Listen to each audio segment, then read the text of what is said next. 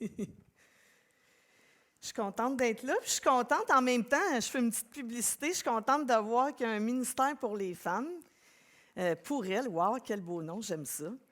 Et le 29 avril, il y a une soirée Zoom, c'est juste après, il y a une soirée Zoom, c'est Elle Prie. Alors, vous êtes inspirés avec les L. Si vous avez le goût de vous joindre à nous, c'est Femmes de Vision. Je vais être une des animatrices ce soir-là. On va se diviser en sous-groupes, on va prier. Ça va être une bonne soirée où vous allez être rafraîchis, rencontrés et renouvelés. C'est sur Facebook aussi. Alors, je vous invite personnellement. Là, j'ai déjà mis des visages, des noms sur les visages. La dame qui était à l'entrée, je l'ai vue aussi. Alors, ça me fait plaisir d'être ici ce matin. Je suis avec François, comme Normand le dit. Et je viens ici très humblement. Ça va être un message simple à l'image des enfants. Et simple parce que je suis une personne simple. J'aime ça, les choses claires et pas compliquées. Et c'est vrai, alors je suis mariée depuis bientôt 32 ans avec François. J'ai deux filles qui sont des jeunes adultes. J'ai une fille de 24 ans et une autre qui aura bientôt 21 qui sont impliquées. J'ai une fille qui est impliquée dans la louange à l'Église. J'ai une autre fille qui est impliquée avec les enfants. Alors, c'est une bénédiction de pouvoir servir avec mes filles. Et oui, j'ai beaucoup d'expérience avec les enfants. J'aime bien comment Normand me présentait passionnée. Je prends ça, Normand, je trouve que ça me décrit bien. J'ai beaucoup de passion. Alors, si vous me connaissez, si vous me regardez aller, je pense que c'est la meilleure des choses. C'est que vous allez voir mon cœur pour les gens. J'aime beaucoup les gens. Alors, je me sens déjà chez moi ici ce matin. Je vous aime déjà. Et j'aime beaucoup Dieu et je suis un produit d'un investissement dans un enfant. Alors, moi, mes grands-parents, maternels et paternels, ont connu Dieu dans les années 1940 au Québec. Alors, c'était tout un changement de vie, de donner sa vie à Jésus. Et alors, ils ont grandi, ils ont élevé leur famille. Moi, je suis la 3e génération d'enfants qui connaissent Dieu. Alors, puis je suis allée dans des classes une partie de ma vie, puis quand j'ai eu fini les classes, ben je pense que je n'étais pas tannée, alors je me suis investie dans les classes. Alors, je suis toujours restée dans le milieu avec les enfants, j'ai fait des camps, j'ai fait toutes sortes de choses, j'ai travaillé sur des curriculums pour le district du Québec aussi, je travaille encore dans toutes sortes de choses qui concernent les enfants. Et ce matin, on va parler, le titre de mon message, c'est « Comme des enfants ». Les enfants comptent et nous sommes appelés à leur ressembler. Et c'est Jésus qui le dit. Alors, le texte que je veux lire se trouve dans Matthieu, il va être à l'écran, de 1 à 13, 1 à 10, et je lis dans la version sommaire. À ce moment-là, les disciples s'approchèrent de Jésus et dirent, « Qui donc est le plus grand dans le royaume des cieux? » Alors, Jésus appela un petit enfant, le plaça au milieu d'eux et dit, « Vraiment, je vous l'assure, si vous ne changez pas d'attitude et si vous ne devenez pas comme de petits enfants, vous n'entrerez pas dans le royaume des cieux. C'est pourquoi le plus grand dans le royaume des cieux est celui qui s'abaisse lui-même comme cet enfant. Et celui qui accueille en mon nom un enfant, comme celui-ci, m'accueille moi-même.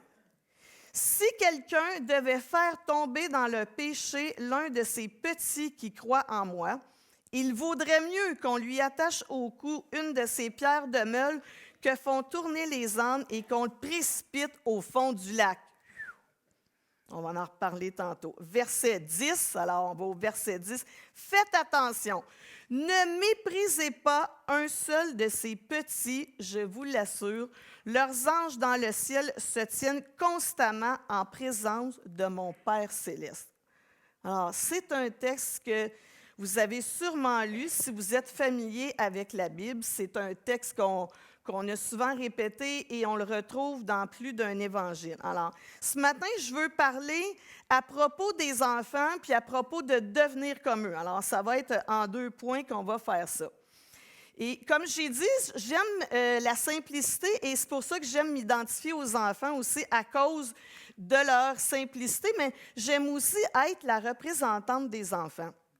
Et comme je vous ai dit, au cours de ma vie, j'ai souvent été porte-parole pour les enfants et je trouve ça très intéressant. Parfois, on pourrait penser que être simple, c'est péjoratif ou c'est négatif. Ah, être simple comme un enfant. Peut-être que vous, ça ne vous plaît pas. Mais quand je m'en venais tantôt dans mon auto, je me disais, ah Dieu, oui, j'aime ça être simple comme un enfant. J'aime ça avoir la foi d'un enfant. Alors, le fait principal qui concerne les enfants dans la Bible, c'est qu'ils sont sans défense et ils dépendent des adultes pour leur vie. Alors, les enfants, vous le savez, on doit leur donner de la nourriture, des vêtements, un abri, une protection. Sinon, ils vont mourir jusqu'à un certain âge, justement. Là. Et je ne sais pas s'il y a des ados dans la salle ce matin, mais la définition d'un enfant, c'est jusqu'à 18 ans. Alors, les parents, découragez-vous pas. C'est jusqu'à 18 ans que vous avez un enfant. Puis même plus tard, mes filles sont plus vieilles, puis elles ont encore souvent besoin de leur maman et de leur papa. Et justement, on demandait à des parents, qu'est-ce que vous trouvez le plus difficile dans le fait d'être parent? Alors là, les parents, ils sont en train de réfléchir, disent, bien, ce qu'on trouve le plus difficile dans le fait d'être parent, c'est les enfants. Alors, peut-être que vous êtes découragés ce matin, les parents, on veut vous encourager aussi pour le travail formidable que vous faites auprès de vos enfants, auprès peut-être de d'autres enfants aussi. Alors, on est en train de dire que le fait que Jésus souligne les enfants puis qu'il nous demande de leur ressembler, c'est dans le fait d'être dépendant. Un petit enfant, il ne connaît pas l'autonomie. Alors, quand il va grandir, il va devenir de plus en plus autonome, mais au début, il ne connaît pas l'autonomie. Alors, il compte sur ses parents pour tout, puis pendant un bon bout de temps. Et notre tâche en tant que parents, c'est de l'amener à être autonome, mais ce que Jésus souligne de ressembler aux enfants, c'est dans leur capacité d'être dépendants de leur Père céleste. Alors, ils sont sans défense et c'est pour ça que la Bible nous demande de se comporter comme eux. Alors, d'une part, leur impuissance, parce qu'ils sont impuissants, ils dépendent de nous, ça nous incite à les imiter dans leur simplicité puis dans notre relation avec Dieu. Et peut-être qu'on pourrait voir les choses comme ça. Soyez comme des enfants par rapport à Dieu et soyez comme Dieu par rapport aux enfants. On peut le dire autrement, je l'ai écrit autrement aussi. Comptez sur la sollicitude paternelle de Dieu pour satisfaire tous vos besoins et utilisez tout ce que vous avez pour satisfaire le besoin des enfants. Alors, il y a vraiment deux côtés. Alors, être comme des enfants vis-à-vis de notre Père céleste et comment on traite les enfants, c'est de ça dont je veux parler ce matin. Et dans ce chapitre-là, tout a commencé avec les disciples. Il y a une dispute qui s'élève avec les disciples et ils veulent savoir qui est le plus grand parmi eux. Alors, peut-être que vous aussi, vous avez déjà eu ce genre de discussion-là. Qui est le plus grand, qui est le plus beau, qui est le plus intelligent, qui est le plus n'importe quoi. Surtout avec les réseaux sociaux, on a toujours cette facilité-là à se comparer. Est-ce que juste moi qui se compare? Non, OK, il y en a. Oui, il y en a que oui, OK.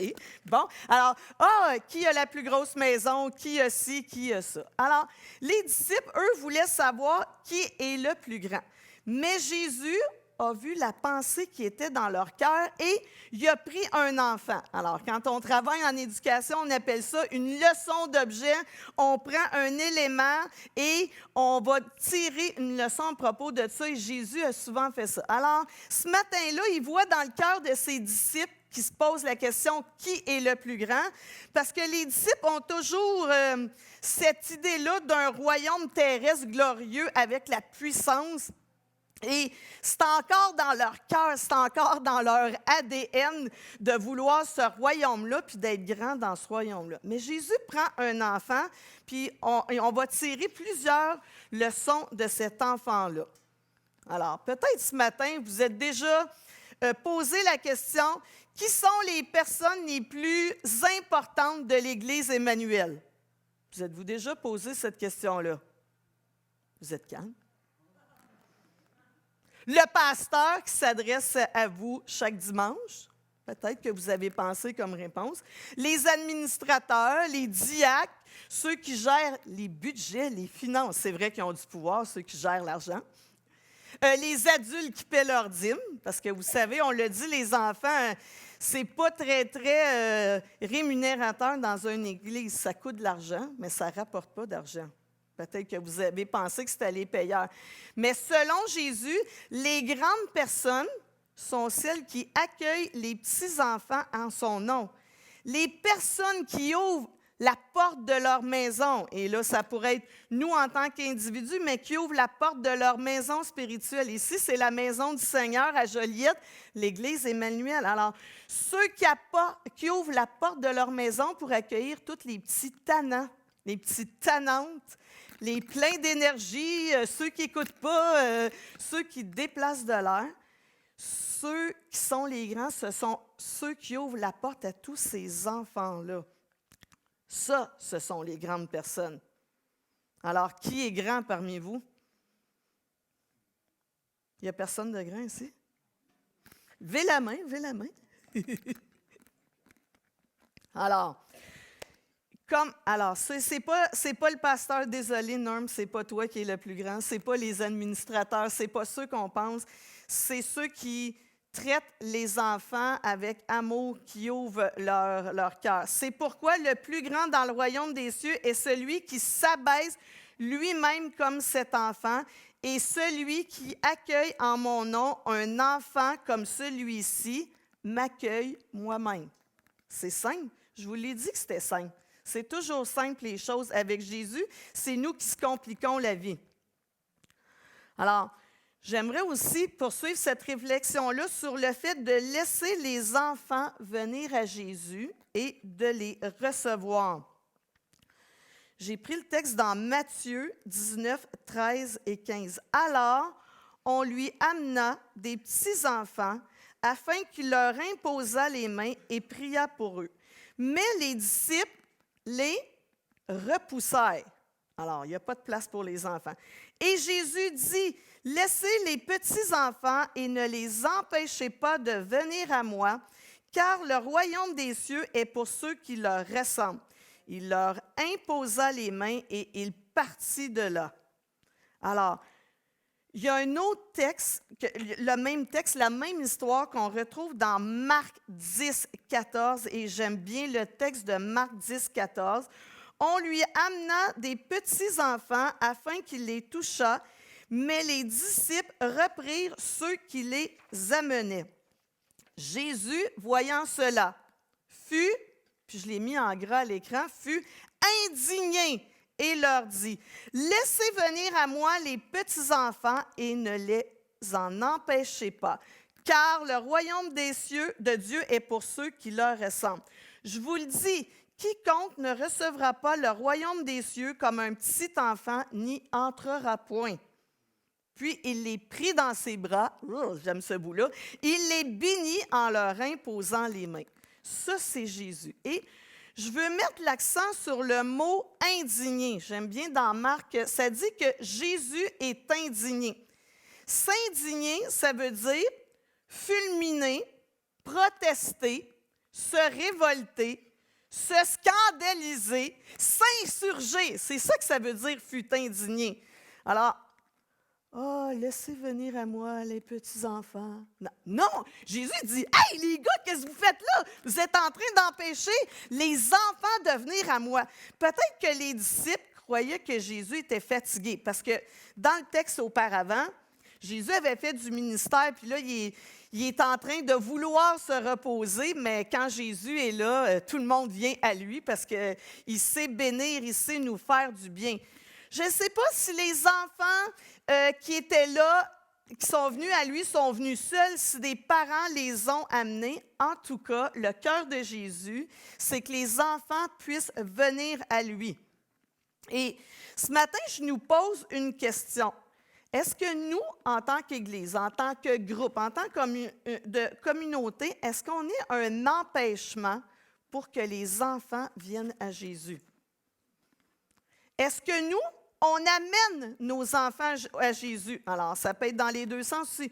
Est-ce que vous qui êtes parents, vous avez le souci d'amener votre enfant à Jésus, d'amener votre enfant le dimanche, mais dans votre quotidien, le lundi, mardi, mercredi, jeudi, vendredi, est-ce que vous conduisez votre enfant à Jésus ou vous vous laissez guider par l'horaire chargé de la semaine? Puis je vous comprends, je sais qu'on travaille, on a un horaire chargé, il y a des devoirs, les courses à faire, les cours à aller, mais est-ce qu'on est un empêchement pour nos enfants pour qu'ils s'approchent de Jésus? Et même si on n'est pas un parent, on est une communauté. Alors, il y a un adage qui dit « ça prend tout un village pour élever un enfant ». Alors, ce matin, peut-être que vous êtes là et vous dites « ah, bien, ça ne me concerne pas, je n'ai pas d'enfant ». Ah oui, ça vous concerne. Parce que les enfants de Jésus, ce sont vos enfants aussi. Les enfants de l'Église, ce sont vos enfants.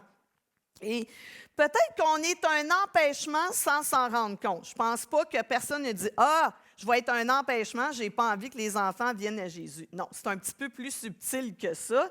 Peut-être qu'on est un empêchement parce qu'il n'y a pas de personnel. Personne ne s'investit, dit « ah, moi, le ministère des enfants, là, ça ne m'intéresse pas vraiment. Oh, moi, les enfants, là, je trouve qu'il n'y a pas grand-chose à tirer les enfants. Je ne suis pas sûre que ça donne grand-chose d'aller leur raconter les histoires de la Bible. Ah, moi, les enfants, je n'ai pas le tour avec les enfants. Ah, moi, je ne sais pas quoi faire avec les enfants. » Alors, est-ce que c'est un prétexte ou un empêchement pour empêcher, pour faire en sorte que les enfants ne s'approchent pas de Jésus? J'espère que non. Peut-être qu'on est un empêchement parce qu'on n'a pas saisi l'urgence puis le sens de cet investissement-là dans la vie des enfants.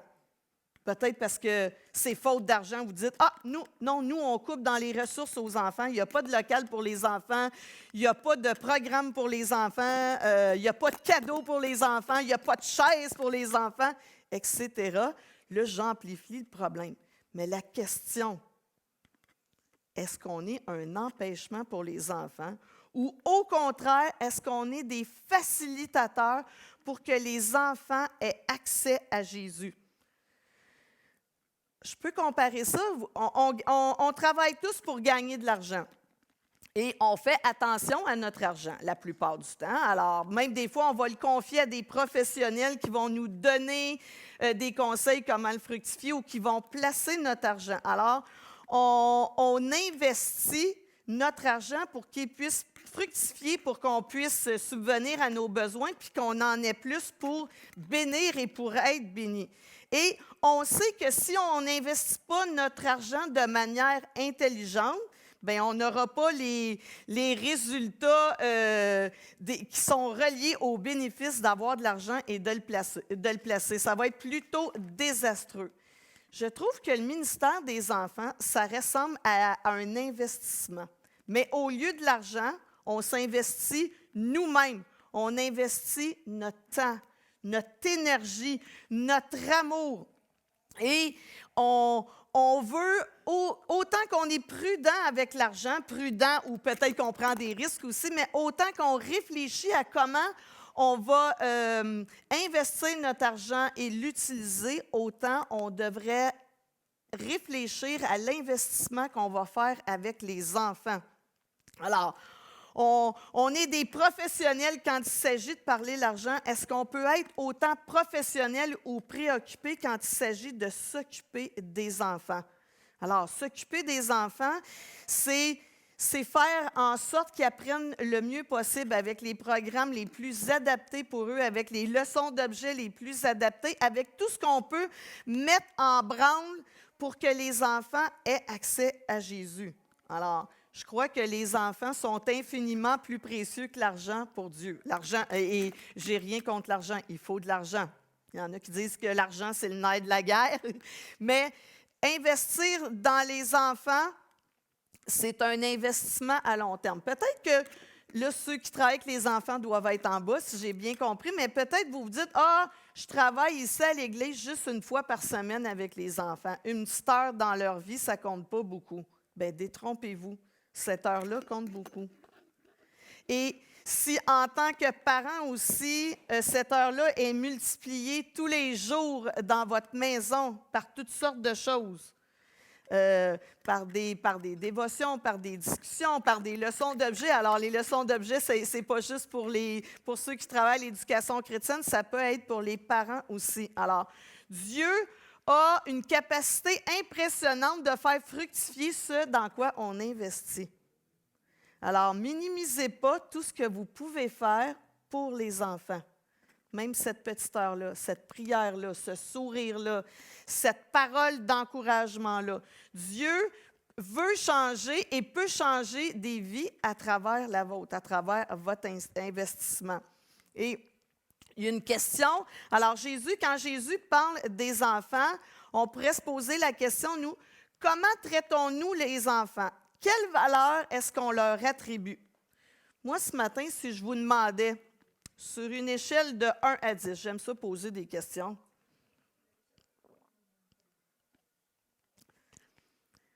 Jusqu'à quel point les enfants comptent pour vous? 1 étant très peu sur l'échelle, 10, ça compte beaucoup. C'est quoi votre chiffre? Montrez-moi ça avec vos mains, là. J'ai peur que vous endormiez. On va faire une moyenne. Soyez honnête, là. Puis si je vois des 5, 4, 3, 2, 1, c'est pas grave, je vais prier pour vous. Alors, si on dit que les enfants comptent pour nous, si on dit qu'on leur attache une grande valeur, alors ça va paraître dans nos actions, dans nos paroles, dans ce qu'on est en train de faire. Parce que c'est sûr que personne, je pense pas que personne va dire 0, surtout avec ce que je viens de dire matin, puis surtout que je vous pose la question, puis là, vous me donnez la réponse, mais c'est pas un vœu pieux, parce que souvent, on en reste au vœu pieux. Ah, personne n'est contre la vertu, ça se peut pas. Alors, on dit, ah oui, il y a de la place pour les enfants, mais dans la réalité, c'est toute une autre paire de manches. Et je ne sais pas si vous vous souvenez, le verset 6 qu'on a lu au début dans Matthieu 13, c'était-tu Matthieu 13? Oui, Matthieu 18, 1 à 13. Matthieu 18. Si quelqu'un devait faire tomber dans le péché l'un de ces petits qui croient en moi, il vaudrait mieux qu'on lui attache au cou une de ces pierres de meule qui font tourner les ânes et qu'on le précipite au fond du lac. Aïe, aïe! J'ai pas envie d'être cette personne-là. C'est assez intense, ça, comme verset. Moi, je trouve ça intense. Là, je lis ça, je dis, oh, aïe, aïe.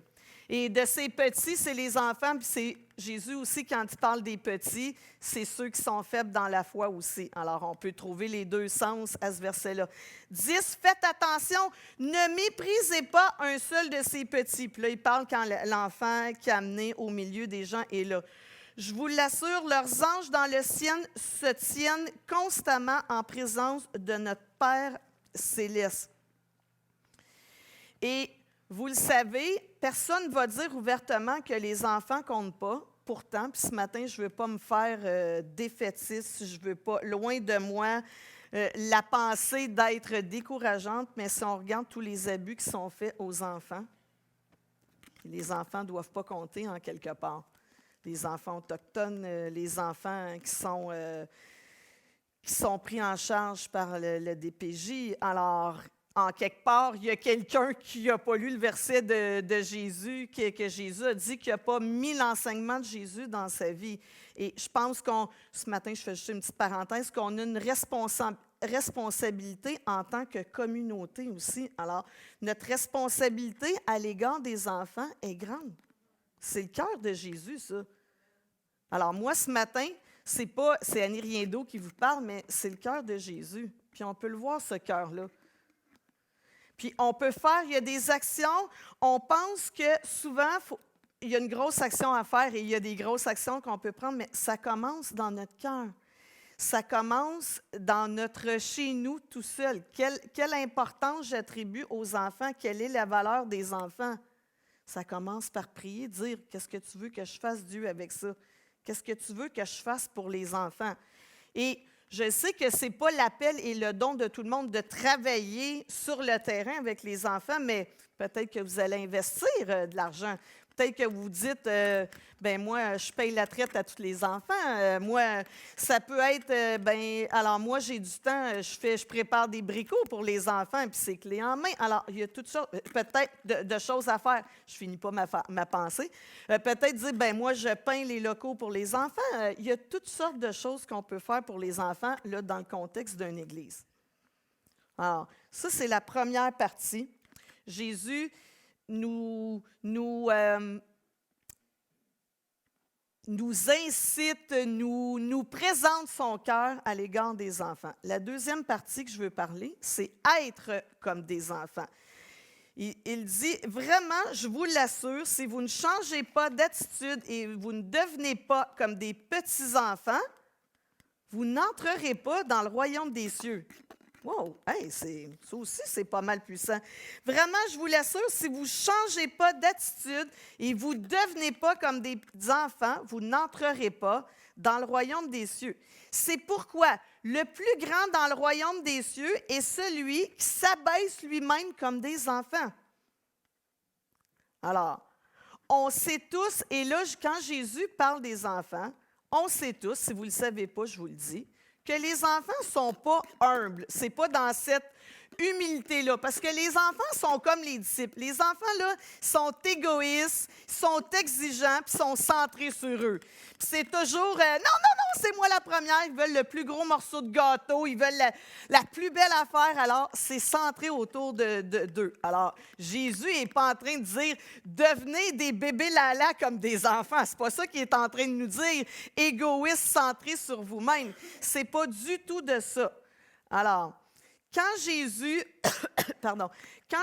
nous demande de devenir comme des enfants, c'est dans leur humilité, dans leur capacité d'être dépendants de leur Père céleste. Et en quoi on peut leur ressembler?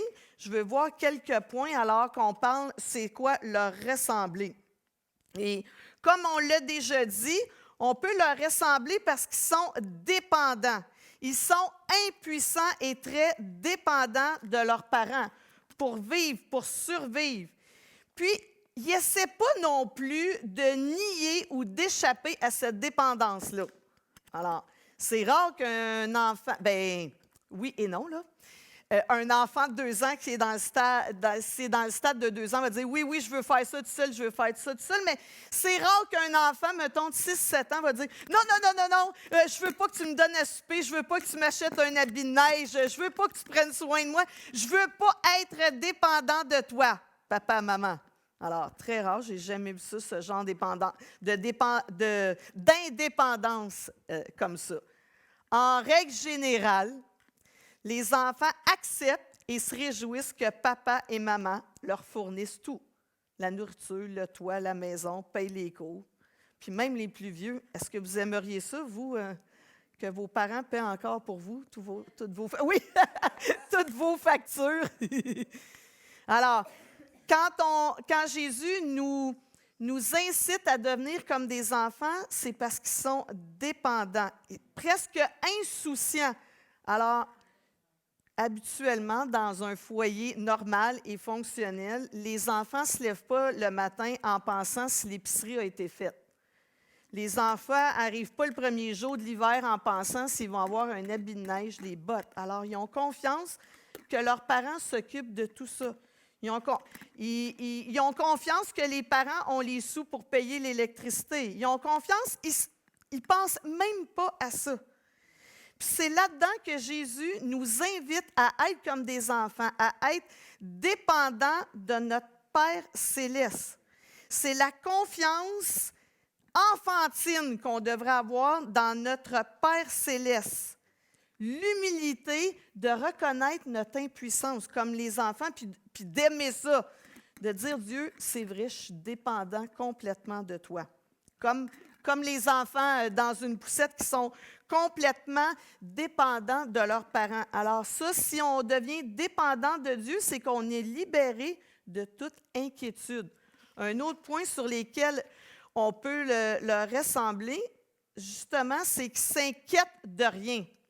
Alors, comme on vient de le dire, ils s'inquiètent de rien. Nous, si on est à l'image des enfants, on va s'inquiéter de rien. Ne vous inquiétez donc point et ne dites pas que mangerons-nous, que boirons-nous, de quoi serons-nous vêtus, car toutes ces choses, ce sont les païens qui les recherchent. Votre Père céleste sait que vous en avez besoin. Si donc, méchants comme vous l'êtes, vous savez donner de bonnes choses à vos enfants, à combien plus forte raison votre Père qui est dans les cieux vous donnera-t-il de bonnes choses à ceux qui les lui demandent? Alors, être comme un enfant, ça veut dire que je ne m'inquiète pas. Moi, en tout cas, j'ai beaucoup de place à la croissance dans ma vie pour ça, à ne pas m'inquiéter. Oui, mais Dieu, il n'oublie pas ça, hein? Oui, mais Dieu, oui, mais...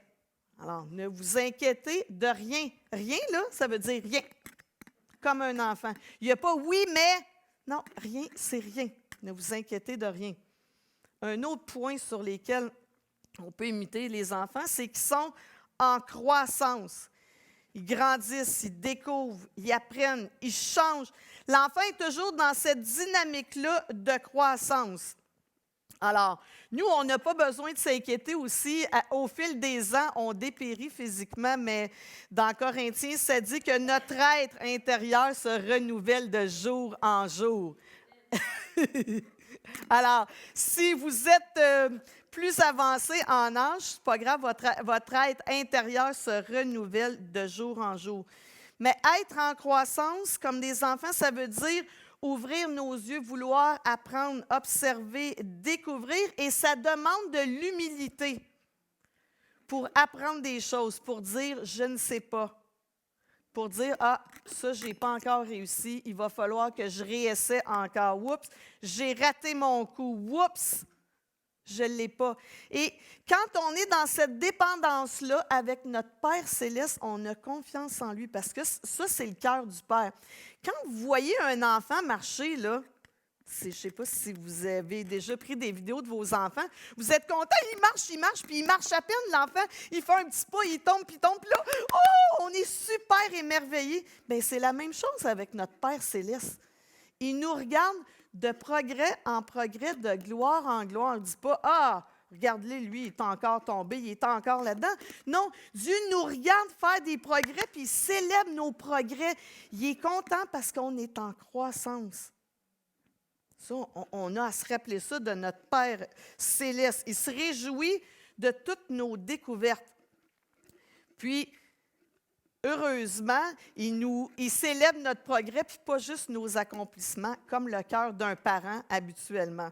Les enfants, aussi, un autre point pour lequel on peut les imiter, c'est qu'ils croient tout.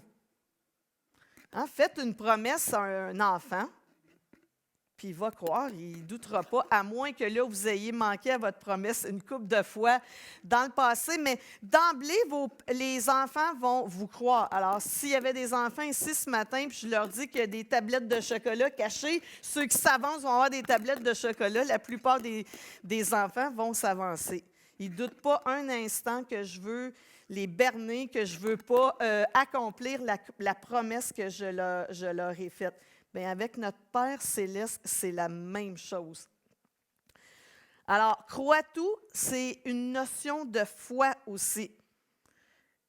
Ils croient en ce qu'on leur dit. Alors, nous, à leur image, on peut imiter leur foi. J'aime bien une histoire que j'ai lue à propos de croire en Dieu, c'est mettre sa confiance en lui. Alors, un enfant rentre dans une église, il voit un crucifix, puis il est avec sa grand-mère. Puis là, il veut savoir c'est quoi. Il ne doit pas aller à l'église souvent.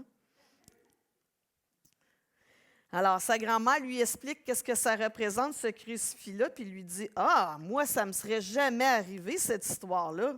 Sa grand-mère dit, « Ah non, pourquoi? » Il dit, « Parce que si j'avais été dans cette situation-là, mon père serait tout de suite venu me chercher. »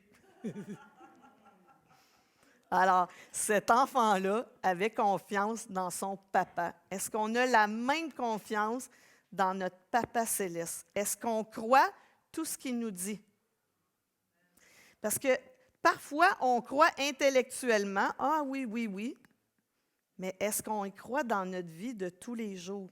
Est-ce que ça reflète notre foi en Dieu, notre croyance en Dieu? Est-ce qu'on croit qu'il est tout-puissant, qu'il s'occupe de nos besoins?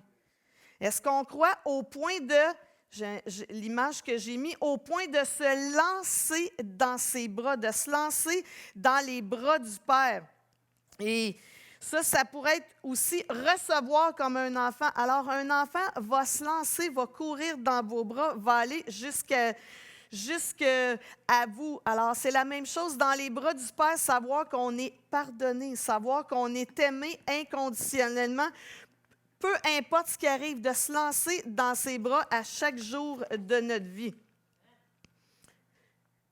Un autre point, puis je termine bientôt avec ces points-là.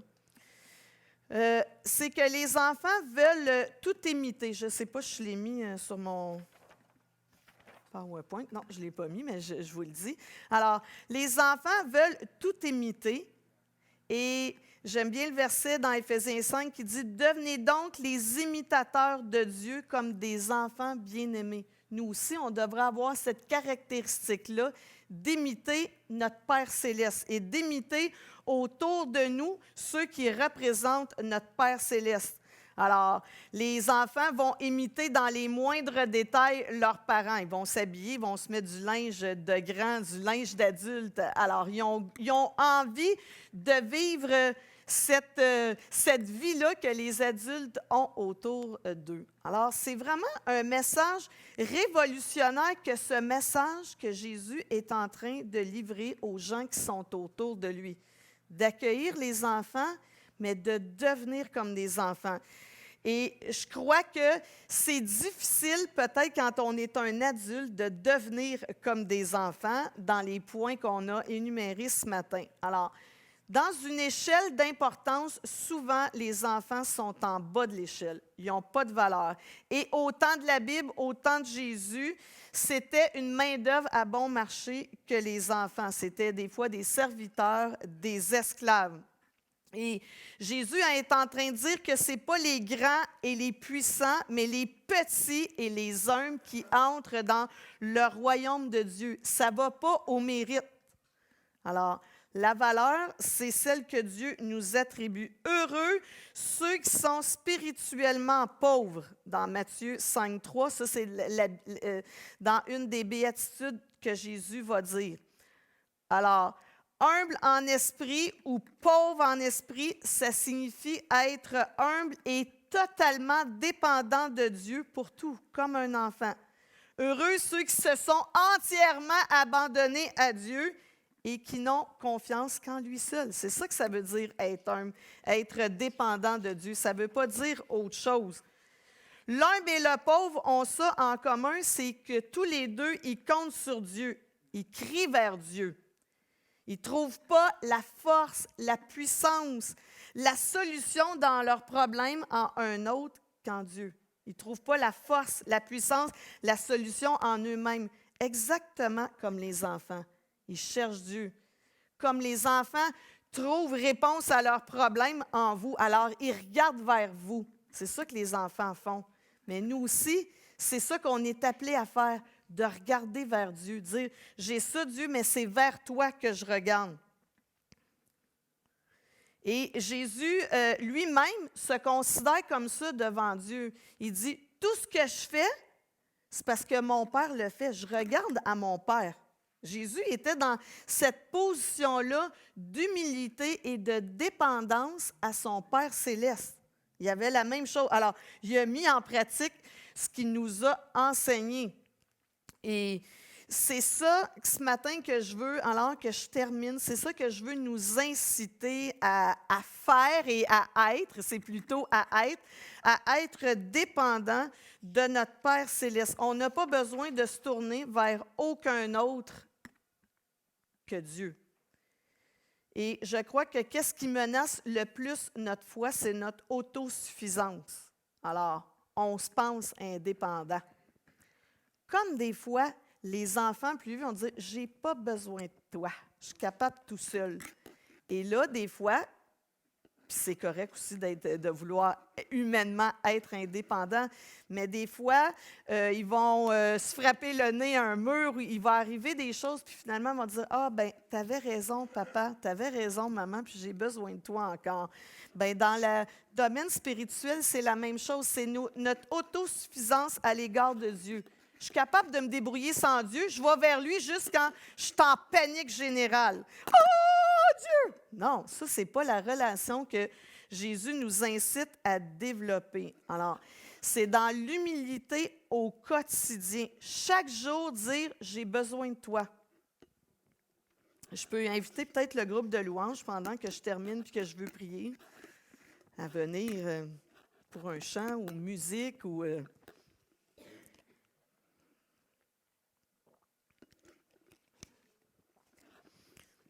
Et ce matin, je veux terminer avec ça. Seigneur, fais de nous des enfants. Ou Seigneur, donne-nous ce cœur d'enfant, ce même cœur d'enfant. Ça, c'est ma prière ce matin. Seigneur, aide-moi à être comme un enfant. Comment on peut faire ça? C'est facile. Chaque jour, comme les enfants. Qu'est-ce qu'on mange? Qu'est-ce qu'on fait? Où est-ce qu'on va? Alors, les enfants ont ce questionnement-là. Mais chaque jour, on peut se tenir devant Dieu et dire, OK, où est-ce qu'on va aujourd'hui, Dieu? Qu'est-ce que tu veux pour ma vie aujourd'hui, Dieu? Qu'est-ce qu'il y a devant moi aujourd'hui, Dieu? Conduis-moi aujourd'hui, Dieu. Je suis dépendante de toi, Dieu. Voici mes besoins. Je ne sais pas comment tu vas faire... comment tu vas agir dans cette situation-là, mais voici ma situation financière, je te la présente. Je te mets entre tes mains, je suis complètement dépendante de toi. Voici ma situation, je crois en toi. Je crois aux promesses que tu as déclarées pour ma vie. Ne vous inquiétez de rien, je vais prendre à tous vos besoins. Peu importe la situation qui est devant vous, Dieu a toujours une solution. C'est lui la solution.